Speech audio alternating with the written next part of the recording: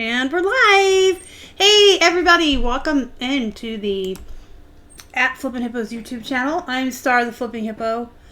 I just had a coughing fit right before I went live, so sorry about that. Today is December 3rd, and it is a Tuesday. Looks like I have everything muted and set up, so I'm not an amateur today. Whee! Let's see who's here. Zombie Bargain Hunter, Robert is here. Welcome in.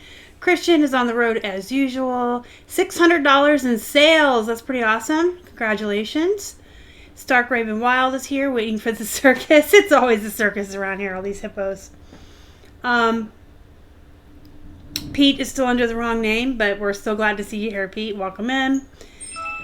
Bill and Dave of Gnome and Frog are here. And Jacob. And Greg. So welcome in. I think I'm still recovering from that coughing fit. Welcome in, guys. We are going to talk about getting organized and making plans and making goals and writing them down and being held accountable for the things that you want to do with your life. I'm looking at a calendar. From today, we have 4 weeks until New Year's Eve. So that's really not that much time. You guys might be wondering, why is she talking about 2020? It's not even Christmas. Because it'll be here in 4 weeks, so it'll be here before you know it. And if you don't have a solid action plan in place or a solid business plan in place, if you don't know where you're going when the new year hits, you've already started the year off on the wrong foot. Not that you can't at any time get your stuff together and make plans, but it's just best to plan way ahead of time before things happen. Red Willow Farms is here. Welcome in. Rhonda and Amelia, Kathy, and Simple to Faith, and hi, SoCal. Casey, I don't want to butcher your name, but welcome in. So we got 30 people in here. I'm just going to jump right in tonight. I got a lot I want to talk about, and if you miss anything, you can always watch the replay. So the first thing we're going to do is we're going to take a little bit of a tiny look at my bullet journal. Now, I do have a video somewhere on how to set one of these up, but we're going to just talk a little bit about it before we get in here. So this is mine that I'm using now. Holly sent this to me. The lovely Holly. You guys know her as I Run Amok. She's my work wife and a very, very good friend of mine. She sent me this. So this is the one I'm using now. When you get a new one, you can use these. You can use any kind of journal, hardback, softback, and you can even go get a 50-cent spiral bound notebook from Walmart and use that. So it does not have to be something fancy or expensive. You can just get a regular notebook. You want to go to the first page when you open it, like the inside cover, and you want to put some information there, and I can't flash this at you, but you want to put, in case of, if you find this or in case of lost or whatever, you can put your email or your phone number, so if you ever lost it, hopefully someone nice finds it, gives it back to you. And then you want to put your important medical information right there. Because I carry mine everywhere with me, like it's always in my purse, but like if I went into cardiac arrest at home, this would be right next to me. Hopefully the paramedics would look at it. So I have, you want to put your allergies, anything you're allergic to medication wise, your preferred hospital, and your current medications you're on. That way, if something were to happen to you and this was with you and the paramedics did look at it, they know what if you were incapable of communicating, they would know what medications you're allergic to,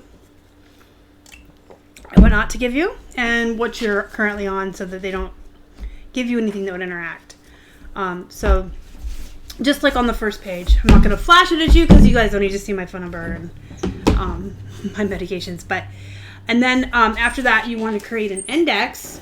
I usually use 2 or 3 pages blank, the first 2 or 3 pages blank, and then I just write index at the top. And then you're going to start filling in what's in your bullet journal. So you would number your pages 1 to 2, 3, 4, and whatever's on those pages. This is the beautiful part about a bullet journal. This is why I love it. At any time, you can go to the next open page in your book and jot down anything. Your to-do list, your grocery list, what I did today, my vacation packing list, goals for 2020. You can go to the next page, the next empty page, write whatever you want on it, number the page, and put it in your index. And it doesn't have to have any rhyme or reason or any kind of order. The one thing you do need to decide is how you want to keep track of your days. You can do a month. I'm trying to find one to show you. So when I put the months in, I just I color code them too. So you can see December's red and green. And January is 2 different kinds of blue because it's cold in January.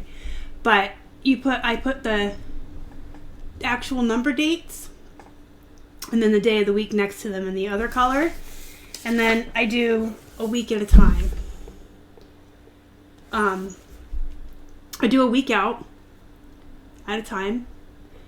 And you can excuse me, I don't know what's wrong with me. I do know what's wrong with me. Keith has a really bad cold right now. And I think my body's fighting it off. Anyway, so you can set it up for like that, like for a week. Or you could do 1 day per page. It just depends on you, how busy you are, how much you want to write down. If you want a lot more room, you can just put December 2nd, Monday for a whole page and write everything you're going to do that day, all your plans, your to-dos, your activities, and all of that. I basically have it's pretty much set in stone, one routine that I work through every day for my work. So I don't need a to-do list for every single day. This is basically what I go through every day. And you can see it's in pencil, so if anything changes or I have to readjust anything, I can just erase it and change it. But if your days are completely different all the time and one master routine like that isn't going to work for you, then you would want to do, instead of the weekly, you would do daily. I've got to-dos, projects. I've got some of the stuff in here from Fly Lady's system for cleaning.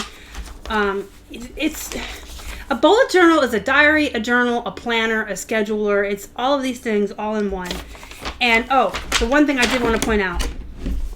So after your page with your personal information, before you do your index, you want to have a page called Future Log.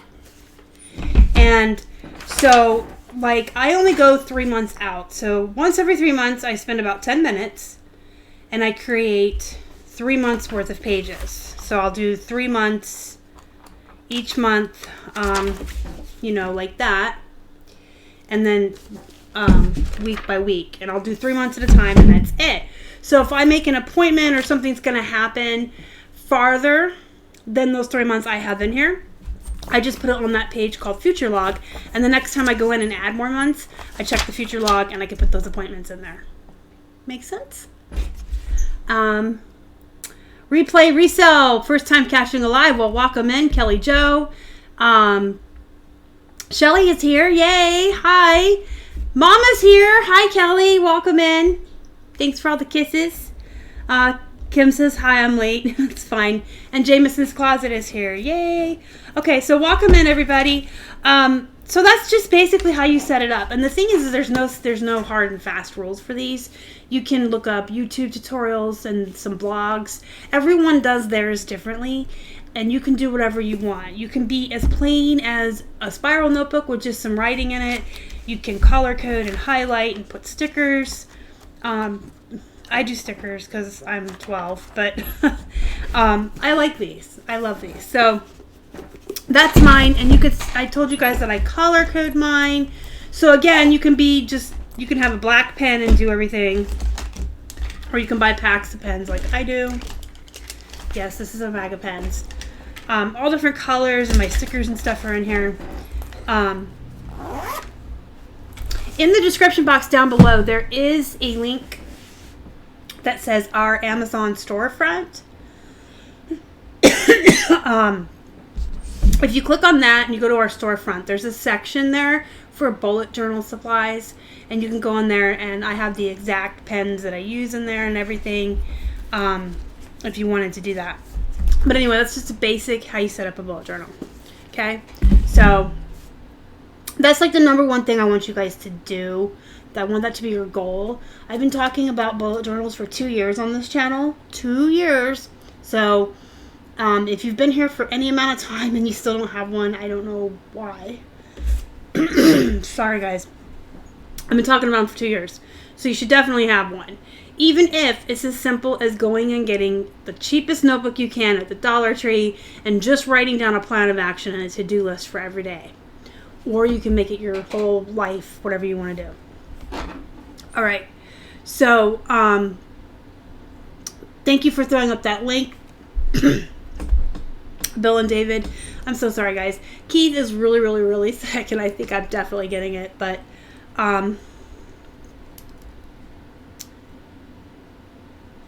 I do not believe that we do Illinois Picker. That's not, I don't really handle the Amazon, but that's not anything I've heard Keith talk about before. We don't do a lot on Amazon, so I don't believe so. All right, so let's get into the topic on hand. So let's just say you listen to me, you've got a notebook, you've got a bullet journal, and you're going to start. Robert has scrap paper, and that's good enough. I just really want people to have a place where they're holding themselves accountable and they're saying, tomorrow, these are the things I'm going to accomplish, and next week, these are the things I'm going to accomplish. And it doesn't always have to be business related. Like, I keep track in my journal of the glasses of water I have each day to make sure that I drink 4. These are 16 ounces. So I only need 4. It's, you're supposed to drink 8, but this is 16. So it's 2 of the 8 ounces that you're supposed to drink. So 4. I am so sorry in my throat. Okay. So let's say you have whatever you have, but you have listened to me and you are now keeping track of your life in some kind of a way on a piece of paper.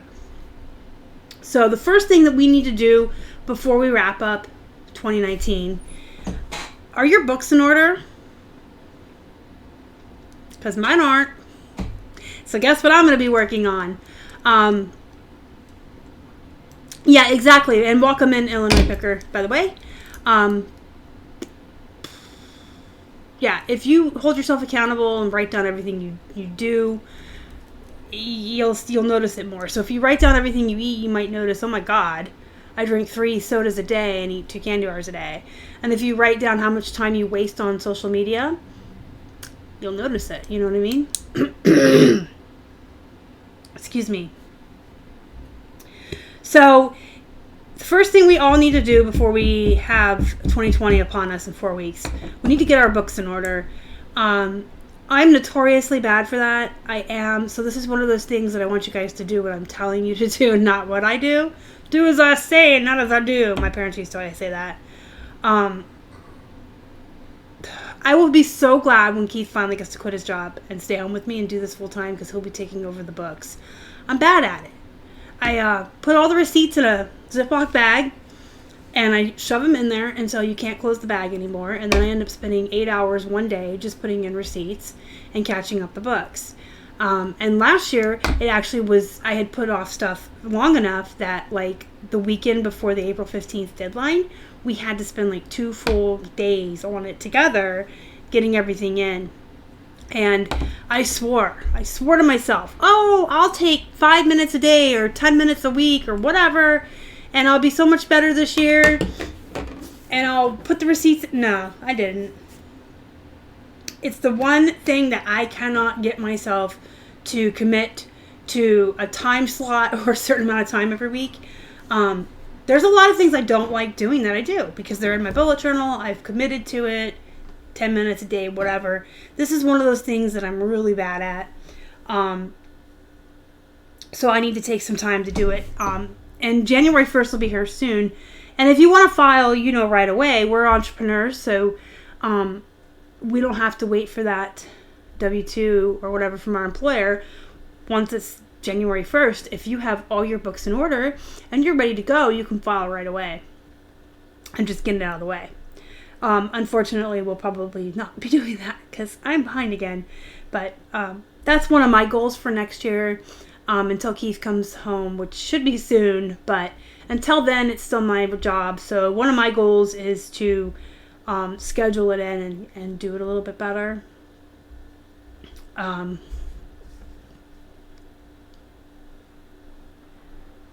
have GoDaddy. Books, which are really easy. They suck all your PayPal over. We're not on the managed payment systems yet. So we're still doing PayPal for everything. It's just the receipts. I think it's just in the gas, I guess, the mileage. I'm just really bad at it. There's no reason for it. There's no reason, but I am. It's one of those things I procrastinate. I think it's because I don't like math, I don't like numbers, and I don't like accounting. And so I just put it off. You could hand me something that would magically do it for me, and I wouldn't do it. So, but just make sure that you are getting those in order, getting everything ready. There's options out there. Hi, Mr. Buys a Lot. Welcome in. You can use QuickBooks. You can use GoDaddy bookkeeping, which I prefer. I think it's more affordable, and I mean, it's not going to really matter it syncs with PayPal, but that's not going to matter once they force us all into their managed payments. But I really like it. So, well, GoDaddy bookkeeping actually has an app for your phone that does your mileage, and it's really easy to use. You just click on it and add your miles. Again, if you handed me a magic button and told me if I pushed it, all my accounting would be done, I wouldn't push the button for a couple of months. I would procrastinate. I don't know what it is about accounting. It doesn't matter how easy it is. But if you're not like me and you want to use GoDaddy, I like it. If you have any other streams of income or anywhere money's coming in on PayPal other than eBay, it's great for that. It has an app already included for your mileage. Or you can use QuickBooks. I'm just not a fan of them, and I think they're too expensive. But you will do what you want. You will have to figure out which one works for you. But get your books in order. And I start preaching this now because I think it's more of a, I'm talking to myself. I don't know what it is. It's the one thing and I just procrastinate about.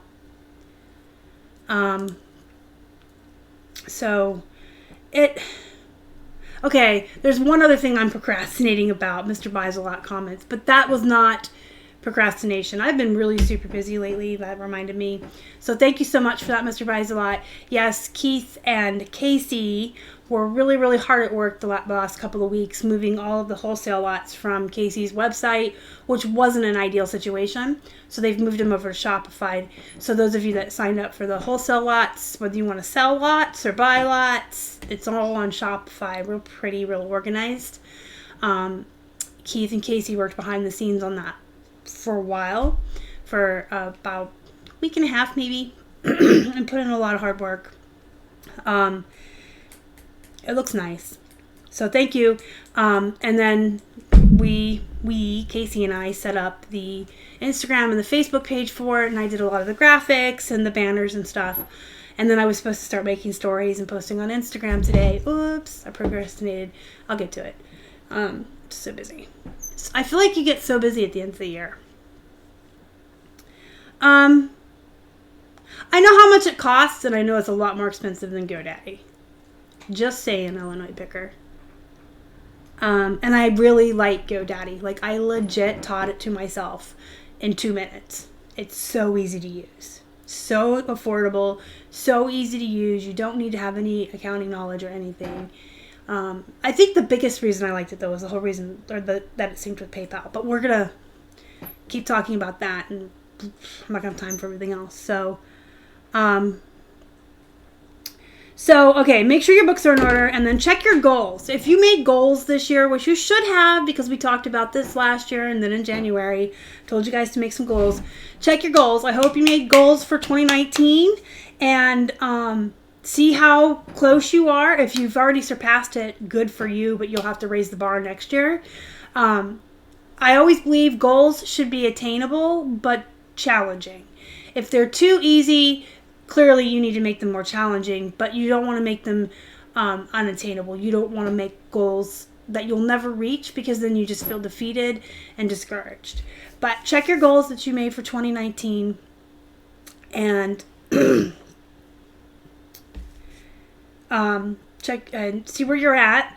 See if you reached them, how much more you have to go to reach them, what you need to do. And this doesn't just have to be for business. If you made a goal for 2019 that you were going to do laundry twice a week because you didn't want to get backed up, or lose 5 pounds, or go for walks, whatever it is, just check your goals, see how close you are, and get to it.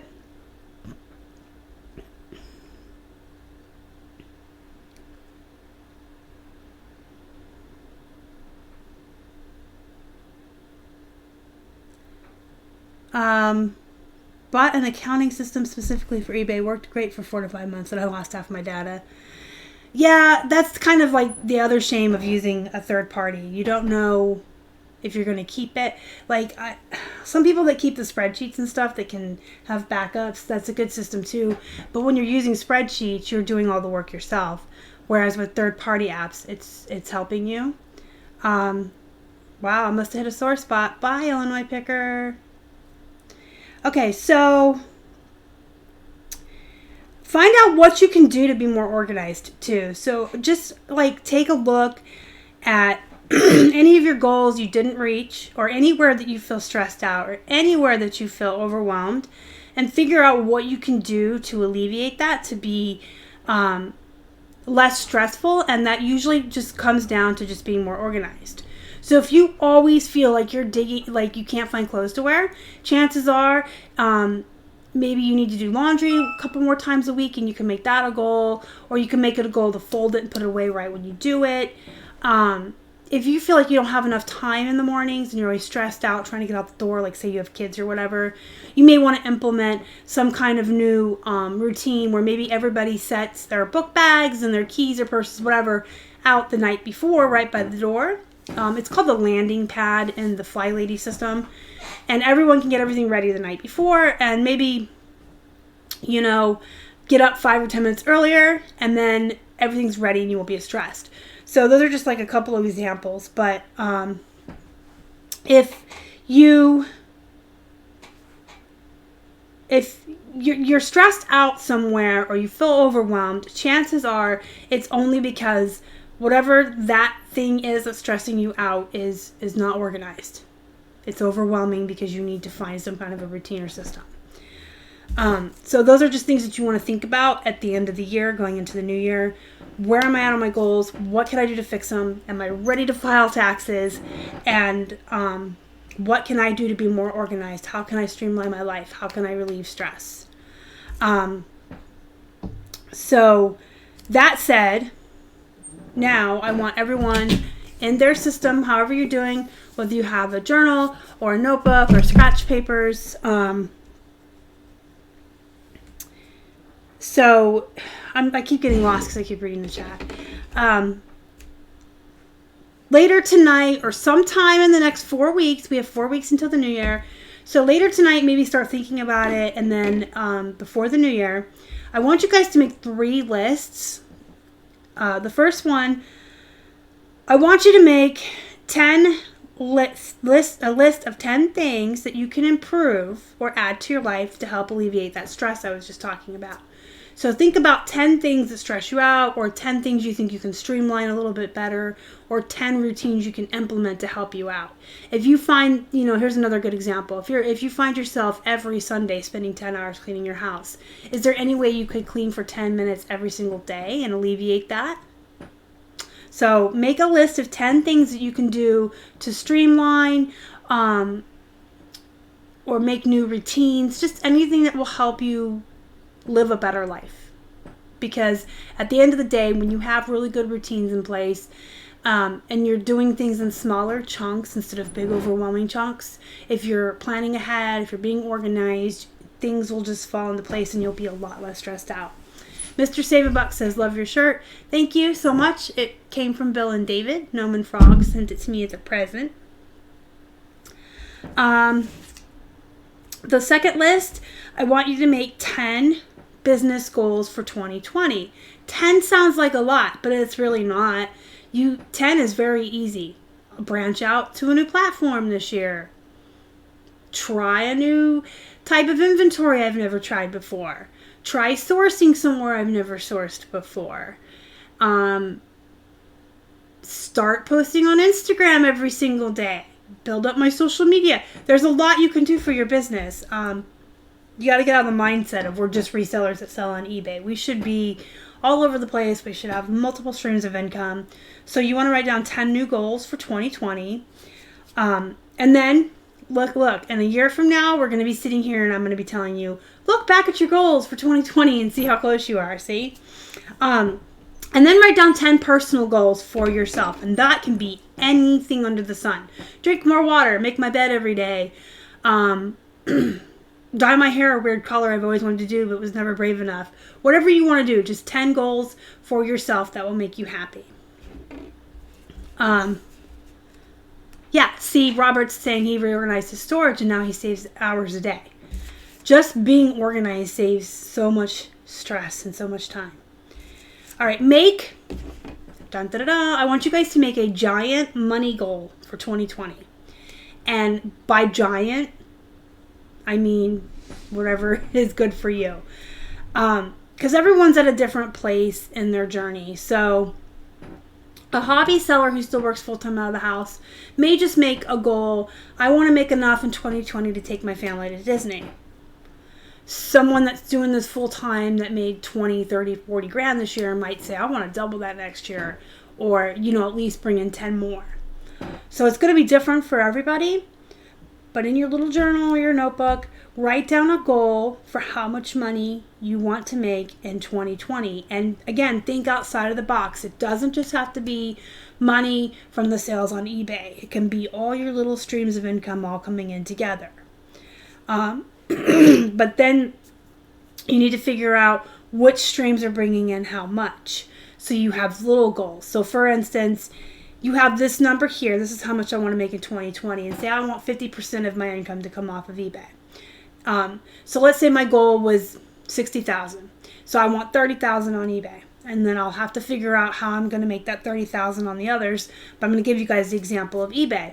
So if you want to make $30,000 a year on eBay, then you figure out how much that is a month, and then a week, and then a day, or just do the day, I guess. You see how terrible I am at math? All right, so we're going to find a calculator because I need a calculator. So 30,000 divided by 365. So I would need to make $82 a day. Now I would need to make that. That would have to be net after all is said and done. So you want to, figure out maybe if I sold like 120. These are just numbers off the top of my head. But once you figure out how much money you need to make each day, you need to figure out how much above that to cover the fees and stuff. So let's say I needed to make $120 a day on eBay based on this. And I know my average sale price is 20. So I would divide that by 20. I would need to sell 6 items a day. And depending on what you're selling, you would need to figure out how many listings you need to have. Well, 6 items a day is not, even for clothing at a 0.5% sell-through rate, you wouldn't even really need like 1,000. So there you go. If you're selling electronics at a 1% sell-through rate, you want to keep your listings around 600, probably around 1,200 for clothes. So figure out how much you want eBay to make you how much you really want to make, what percent is for eBay. You can figure that how much you need per day, divide it by your average sale price, and you can just figure that out on your own too by going on your app and looking how much you made the last, is it 60 or 90 days on there, divided by the amount of items. That'll give you your average sale price. And then based on that, you know how many items you need to sell a day, and then you know how many items you need to keep listed, and then you can make goals for how much to list a day. If you want to sell 10 items a day, then and you sell mostly used clothing and plush, you're going to need 2,000 listings. But you're probably going to need to list 20 items a day because you're going to sell 10 and the other 10 is going to keep you growing. And then you can go through the rest of the money you want to make and figure out where you want it to come from, and make little goals like that for Poshmark or YouTube or your affiliates or wherever your streams are coming from if you sell locally, stuff like that. So I want you guys to sit down and do this. This is like a project I really want you to do, because this will help you be successful. This will help keep you accountable. This will help keep you in line on days where you just don't feel like it. Because we all start January gung-ho, right? We all start the new year. Woo! New year, new me! New resolutions. I'm going to be so good this year. I'm going to do so much. And then by March, we're all pooped out and we don't care anymore. But this way, if you have this written down somewhere in the middle of March when it's still cold or whatever your deal is, here it's still cold and we're all burned out. But in the middle of March, you'll be like, oh, I just don't feel like doing this anymore. I'm so tired of it. You can look at your paper and be like, no, if I don't list my X amount of items today, I'm not going to make my X amount of money, and then I'm not going to make this money for the year, and there goes my goal out the window. So it will absolutely help keep you motivated, inspired. It will help keep you on track. You can even get a whiteboard, or heck, just get a piece of paper. You can see my notes for the show. Just get a plain piece of paper and tape it on your wall, and take a big old permanent marker and write the number down and tape it above where you work so you can look at it every day. So 3 lists, 10 things to improve, 10 goals for your business, 10 goals for yourself, a money goal broken down on where you're going to make it and how, an actual action plan on what you will do every day to make that money. And then here's where we're going to kind of do something that Fly Lady does. If you don't follow Fly Lady, you should check her out. flylady.net or .com. She has a system for organizing and cleaning your house, but she also kind of like lets it eke out into other parts of your life, and she teaches you creating good habits and good organization and stuff like that. So I want us to kind of all do that together this year. So I want everyone to pick one new thing to do in January. You can pick something for your business or something personal, but pick one new thing. It can be as simple as getting up 15 minutes earlier a day, making my bed every day, taking a walk every day, drinking more water, listing 10 items a day, sourcing less, going through my death piles. But pick one new thing you want to do in January, and we're all going to do it. I'm probably going to put this in the group as an accountability thing for those of us that are willing to share what our little goals are. And I know I've talked about this before, but it takes 30 days to create a new habit. So when you're doing something new, you have to force yourself to do it at first. But if you force yourself to do something continually for 30 days in a row, it will create a habit, and then it will become almost an autopilot. So think of all the things that you do every single day without thinking about it. At some point, those were new to you, and you had to force yourself to do them until they became normal. Like, if you take meds or vitamins or anything in the morning, you didn't always do that, but now you just get up and go straight to the water. That doesn't make sense. You go straight to the water like a cow at the trough. No, I'm saying, like, if that's like in your routine, you go like near the coffee pot or wherever in your kitchen, you get your water, you take your vitamins, but that wasn't always on autopilot for you. Well, we're going to pick something each month this year. So we're going to incorporate 12 new habits into our lives this year. They can be business or personal, whatever you want to work on, but we're all going to create 12 new habits or routines for ourselves that are going to either make our businesses run more smoothly and be more profitable, or be something beneficial to us to create a healthier lifestyle or like more peace of mind in your soul. There are some people that probably need to create a habit to take time off of work. There are some people that work too much, and that's normal for entrepreneurs. It can become very easy to become a workaholic and just work all the time and forget to take time off or take me time. So some folks may want to make one of their habits that they sit down and watch a TV show for 30 minutes a day, or they sit down and read a chapter of their book, or go for a walk in nature with their dog, or whatever you need to do to take a minute to chill and relax and like take a step back and just kind of breathe and take some time off. So everyone's going to pick one thing that wants to participate. You can do this on your own and not participate too. Like if you're a private person who doesn't want to share your goals, that's fine. But I really, really recommend everybody writing in their journal each month. This month I'm going to put your little thing in there and do it every day until it's a habit. And then pick a new one for February. But those of you that don't mind sharing what your goals are and want to be part of a group and have accountability, we're going to have a thread each month in the group just dedicated to that month and what we're all doing. And we'll have 12 threads by the end of the year, and we can see how far we've come. So I think that'll be a good thing for us. Yeah, Mr. Busybot, Mr. Buys a Lot. So we have a Facebook group. If you're not in it, Mr. Buys a Lot, you should be. A lot of people are, and it's a good group to be in. That's where we're going to do the habit thing. And then we're probably going to be doing a little bit more with accountability and goals in there next year.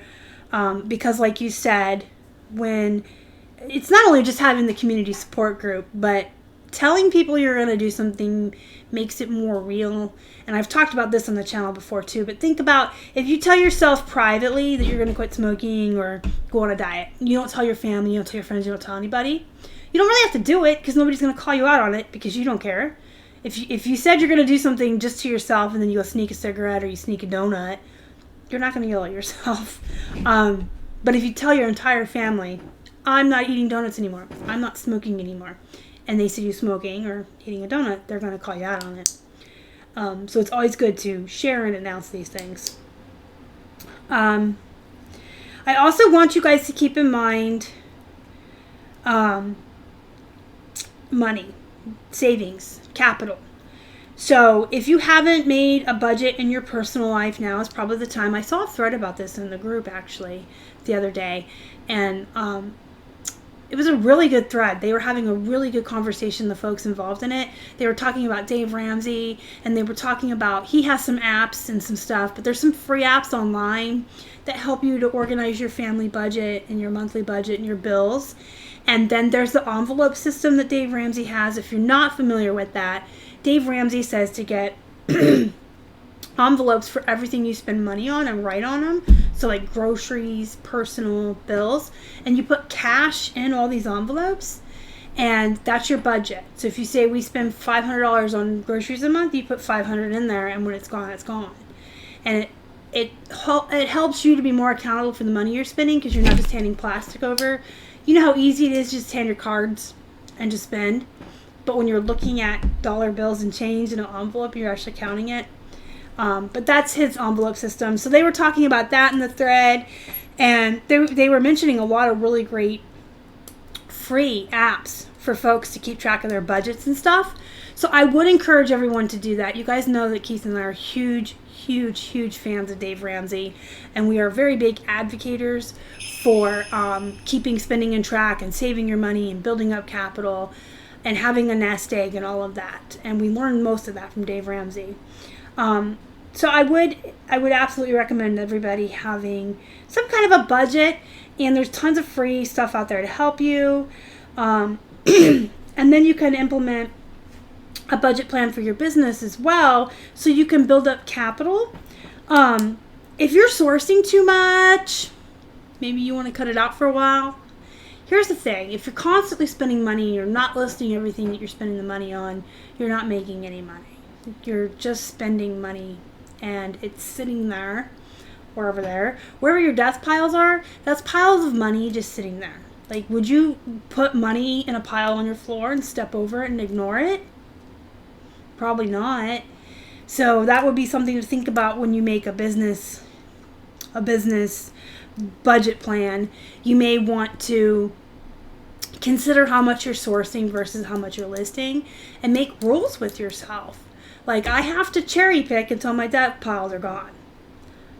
I can't buy anything unless it's so good I'd pay full price for it. I can't go sourcing for a while until this is done or this pile is gone. And then just think about all the things that you do or use for your business, and make sure that you're cutting corners, not in a bad way where you're just doing stuff horribly cheap or whatever. But you know you can cut corners and pinch pennies just to save money. And if the more areas you do that in, the more money you're going to save. So, excuse me, like I was talking in a video from the weekend. If you upgrade to a thermal printer, you're going to save money on shipping. If you use any kind of third-party apps for listing, like List Perfectly, they're a good one though, and they're not expensive. But I just use them as an example. But any third-party things that you use, kind of shop around and make sure that you're paying the best price. Compare your bookkeeping situation or apps. Compare if you buy business cards or thank you cards. Compare. Are you getting the best price that you can? Are you utilizing codes when you have them? Wherever you buy your supplies from, your tape, your bubble wrap, your boxes, make sure you're getting the best deals that you can and spending the least amount of money that you can. It seems like, oh, why would I want a penny pen? But it really adds up. If you took a look at everywhere you spent money for your business, and that includes all the third-party apps, any kind of help like that, plus all your supplies, and you actually sat down and wrote down all of them and made sure that you were getting the best deal that you can, if you only saved a couple of bucks on each one every week or every month, that adds up over the year. And that could be like a whole nother sourcing trip, which is more inventory for you to put in your store and make profits on. When you build up your capital, you guys, you can graduate into new and broader horizons of inventory. You guys know that Keith and I started digging in the bins. That's how we started. Keith listed his own personal items on eBay when he started by himself. And then he took $20 to the bins. And then when I got hurt at work, I joined him. And we used to dig to the bins. And now we're dropping $1,600 on wholesale pallets of remotes because we built our capital up in order to do that. And I want to see, if that's not your thing, obviously this whole spiel is not for you. If you have a full-time job outside of the house, or you don't need this to be a full-time income, and you are totally fine with just selling a couple things a week, and you don't ever want to build up the wholesale or bigger things, or you have no desire for electronics, whatever, this isn't for you. But if you want to quit your job, if you want this to be your full-time job, if you want it to buy you a better house or give you a better life, or pay for college for your kids, or a better life for your fur baby, whatever your deal is, the only way you're ever going to see that happen is when you start acting smarter in business. You've got to start making sure that you are spending less and making more, and being aware of the money coming in and the money coming out, and saving up that capital. And capital for your business should be like a whole separate bank account, a whole nest egg that's just for your business. It's not to dip into to go to Disney. It's not to dip into to go out to dinner. That's the whole personal budget I talked about first. The whole Dave Ramsey situation and saving up that money. That personal money, you can even give yourself paychecks, from your business. That's what you save up for the Disneys and the dinners. The money you set in a bank account called your capital is only for your business. And that's what you dip into to get deals on inventory and stuff like that, or to upgrade your printers or upgrade anything. Let me take a break and look at the chat real quick. Rhonda and Amelia are not sourcing until April. We haven't gone thrifting since the end of October. Next month we are going to start going to Goodwill half price again and be very selective. So we're doing something very similar. I mentioned it in my What Sold video last night. We sourced at the end of October in Florida. Prior to that, we went out at the end of September when Bill and David and Sydney were here visiting. We haven't gone other than that. Admittedly, I did buy a thread-up box, but that's because I'm completely out of jeans. And I'm not happy if I don't have jeans. So we're working through all of our death piles, our I don't wannas. We're going through our inventory. I recommend everyone do this too. Go through your inventory, make sure everything's listed. If it's not, get it back up. I know it's a pain in the butt, but I would rather go through my inventory, find out what's not listed, rephotograph and relist it, than have it sitting in a bin in the inventory system, me unaware that it's not listed, and now it's just sitting there doing nothing for me. I'd rather relist it and get some money, right? So we just have so much stuff, but I'm out of jeans, and I'm not happy if I don't have jeans. I have to have plush and jeans. if I can have 1 day to work on jeans and 1 day to work on plush a week, the other 5 days I can do stuff I don't like. I can go through all these I don't wannas, and I can go through the men's shirts, because I've taken over all of the men's clothes while Keith is just solely focused on our remotes. But I have to have jeans. I know it sounds so silly. Like, we have so much stuff. We're not going to source until spring. We're waiting for yard sales in the spring. We're not going to source, but I ordered jeans. If I run out of plush, I'll be running to the store for plush. Trust me. I have to have jeans and plush. But I've dropped it back to where I'm only working on plush 1 day a week, and jeans 1 day a week, and I'm getting through everything else. And you have to at some point. There's just so much stuff here, and it's money. We've put money into all this stuff, and it's just sitting here. What am I doing? Like, why am I not trying to sell it?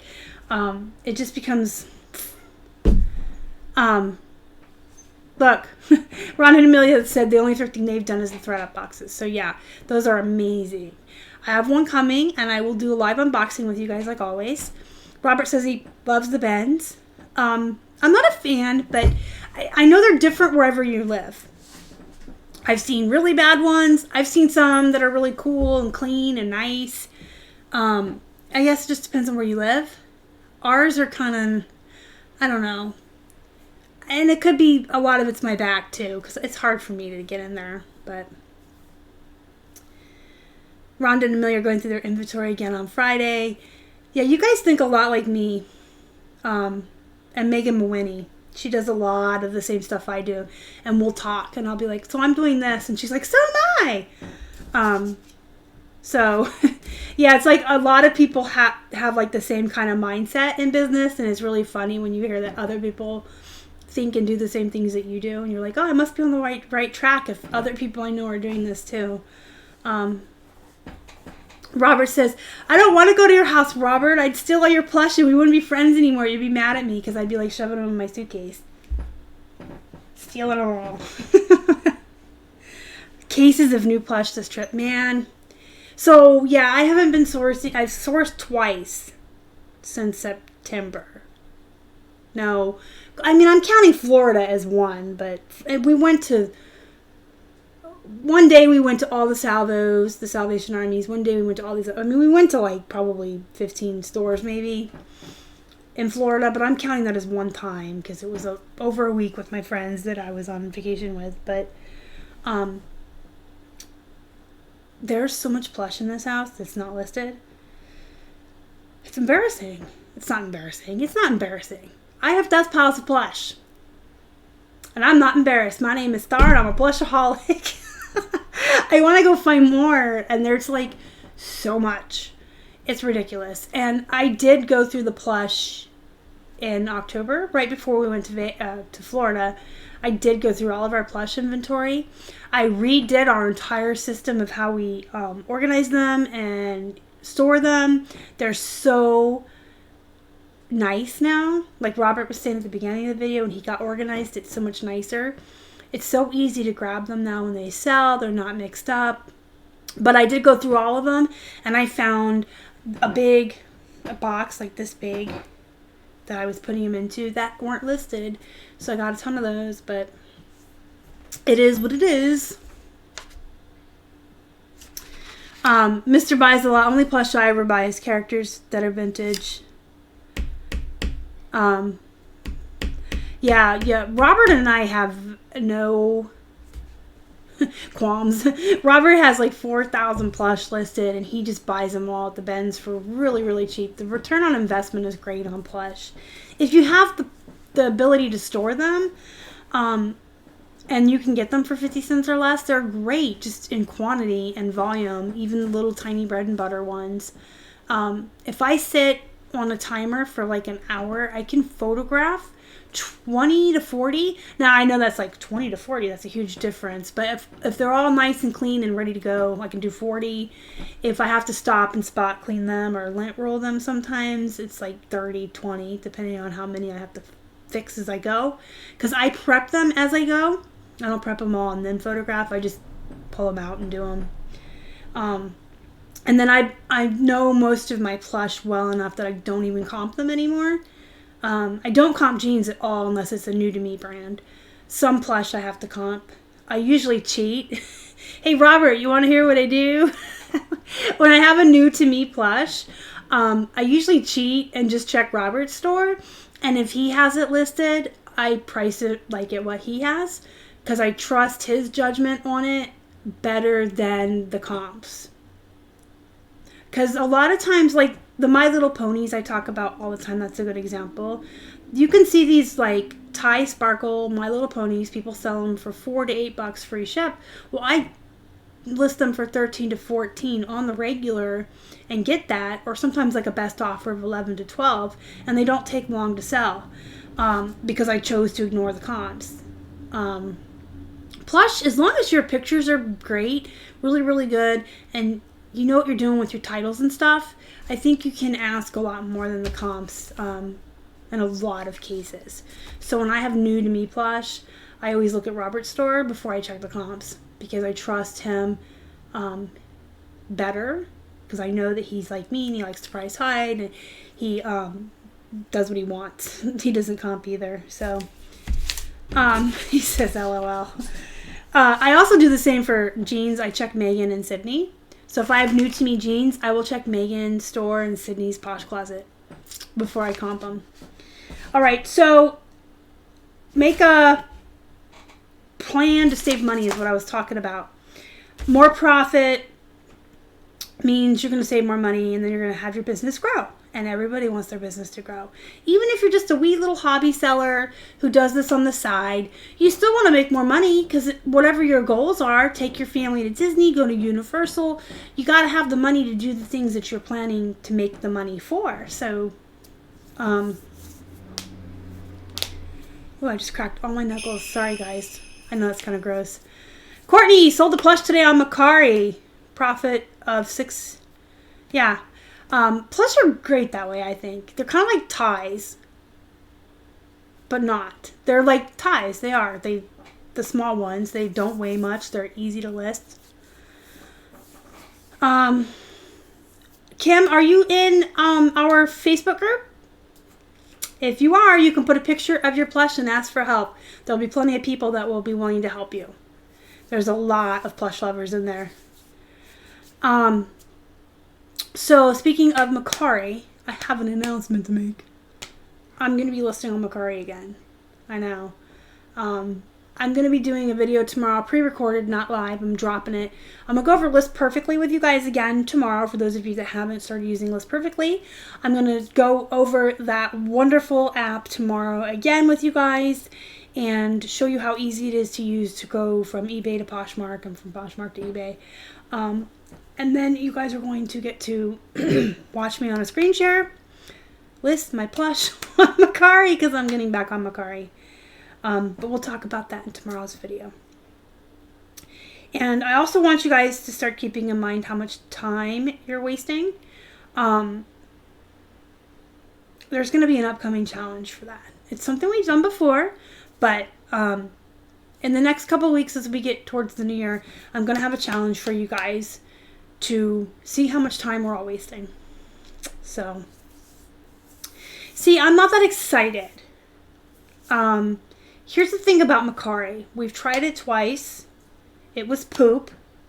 It was not worth the amount of time of money. It was not worth the amount of time we put into it. And I don't like to spend time on something that's not returning it. Like, I can share a Posh 3 times a day and I'm going to make sales and I'm going to make money. The amount of time that we were spending on Macari was just ridiculous. There was no payout for it. But, with List Perfectly, I think it'll be so quick. It won't be such a time waste. We'll see. It's an experiment I'm trying. It's just a new, it's something I want to try. It's different. I haven't done List Perfectly with Macari yet. It's been about a year since I gave up on it last. It's about time I tried it again. And I'm always telling you guys, multiple streams of income, diversify, and all that. So I should do it too, which I do. Macari, the amount of time I ever put in there was never repaid, I didn't feel like. So we will see how I feel once I start using List Perfectly for it.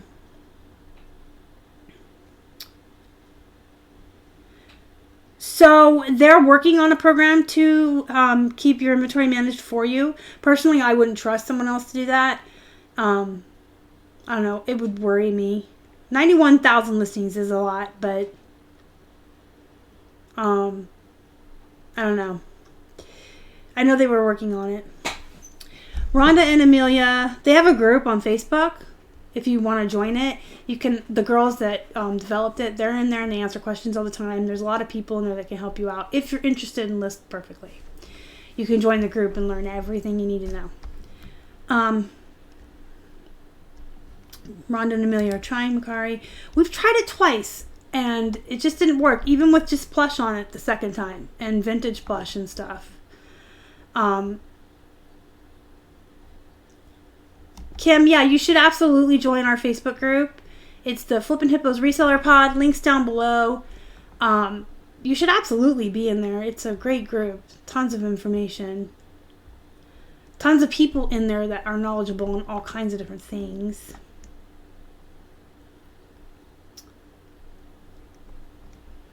I agree with you, Serena. More people need to spend time making their item valuable so they can list it higher.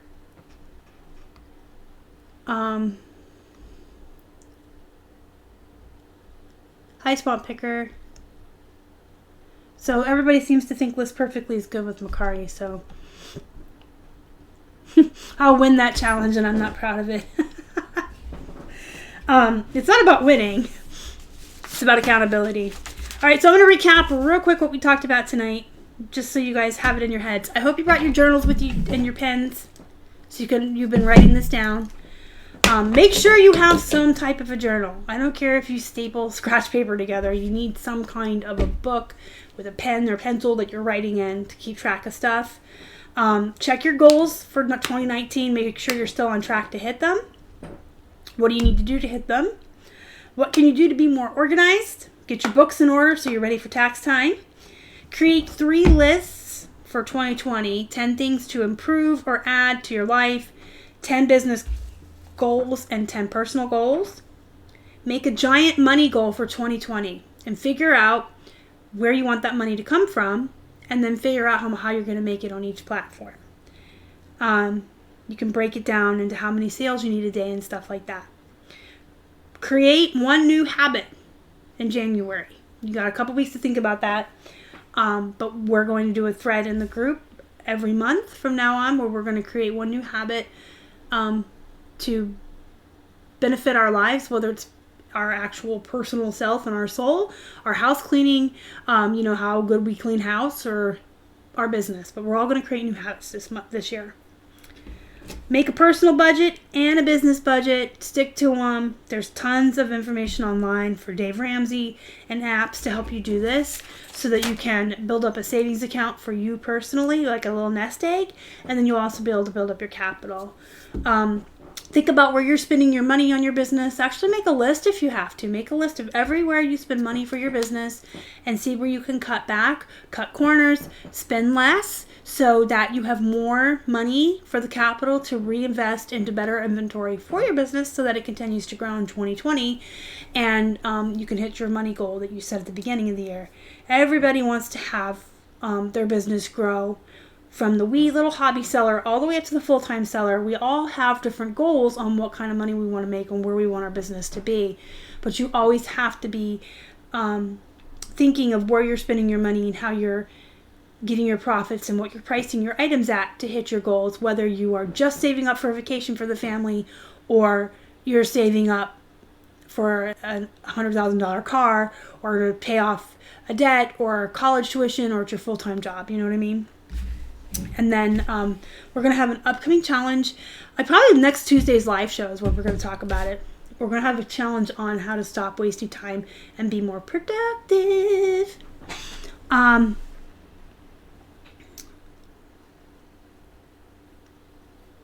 See, I've heard that Macari is better for hard goods, so I had all hard goods on there, and then I had all plush on there. I just never was successful with it. I felt like I took all the advice everybody was telling me, and I was applying it, and nothing was happening. It was very discouraging. So, Kim, you'll have to open an unpaid item case on it first. Let that run its course, and then if they don't pay, you can close it out and relist it. Thank you, Mr. Buys a Lot. I appreciate that. Yeah, Mr. Save a Buck, it is a good idea to stop sourcing if you have a ton of items. If you have a small death pile or a manageable death pile, or you have a winter death pile if you live in a place where it's a colder climate, and you just have something stockpiled in case you can't get out because of weather, that's fine. But when you have a lot, it's time to stop spending your money and start making some money. So thank you for that, though, Mr. Save a Buck. All right, guys, I am going to let you guys go. Hit the thumbs up before you leave. We've got 21 thumbs up so far, so thank you for that, guys. It does actually help the channel. It helps the video be seen by more folks, so we do appreciate the thumbs up. If you haven't already, and you'd like to, subscribe to our channel and help us feed a hungry hippo. Please join our Facebook group if you're not a member already. Flippin' Hippos Reseller Pod. Link is in the description box down below. And again, if you're looking for bullet journal supplies, you can go to the Amazon storefront link in the description box down below and find the bullet journal supplies there. And that also helps support the channel and what we do here.